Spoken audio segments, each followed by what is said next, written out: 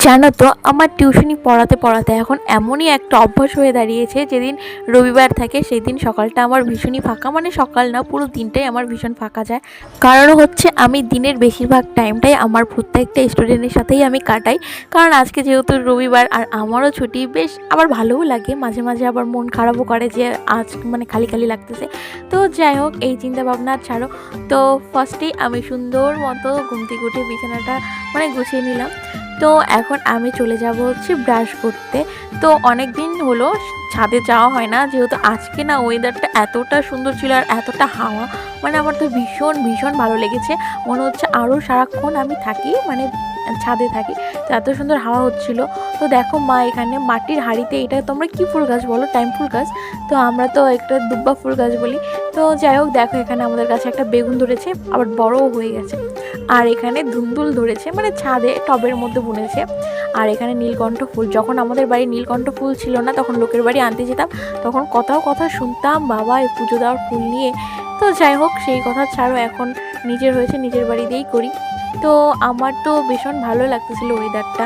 তো এখানে দেখো আমাদের দোকান থেকেই, মানে আমাদের বাড়ি থেকেই না মাছের দোকান দেখা যায়, মানে আমাদের এখানে সব কিছুই কাছে, মানে তোমাকে দূরে কোথাও যেতে হবে না।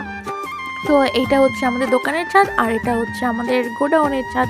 তো যাই হোক, আমি তো এখন ব্রাশ করতেছি, মানে অনেকক্ষণ হলো আমি ব্রাশ মুখে ঢুকিয়েছি, কিন্তু আমার মানে ওয়েদারটার জন্য আমার এখানে থাকতে ভালো লাগতেছে ছাদে। তো যাই হোক, তো মুখ টুক ধুয়ে আমি এবার ঘরে আসলাম। ঘরে আসার পর আমি এখন সুন্দর করে আমার মুখটা একটু স্কিন কেয়ার করব। তো যাই হোক, তো একটা কথা বলি জানো, তোমাদের মানে তোমরা লোকের পিছনে যতটুকু টাইম ওয়েস্ট করবে, তার মানে ওই টাইমটুকু যদি তোমরা তোমার নিজেদের শরীরের প্রতি একটু যত্ন করো, দেখবে কিছু না কিছু ভালো রেজাল্ট দেবে। আর লোকের প্রতি ঘুরলে আর দেখবে কিছুদিন পর তোমাদেরকে কষ্ট পেতেই হবে, এইটা কিন্তু একদম গ্যারান্টি। তো সেই কথা ভেবে আমি সুন্দর মতো এখন আমার নিজের মুখটাকে একটু পরিপাটি করব। হয় হয়।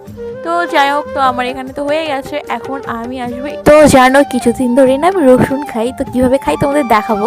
তো ফার্স্টেই আমি একটু গরম জল খাই লেবু দিয়ে। তো আমাদের গাছের মধ্যে লেবু দেখতেছি একদমই ছোট ছোট, আর এই গাছে একটা পেয়েছি, তো বড়ই ছিল। মানে প্রতিদিনই আমি একটা একটা করে লেবু ছিঁড়ি গাছ থেকে। তো আমি না দেখতেছিলাম আমাদের এখানে যোগ আছে, তো যোগ ধরছে কিনা।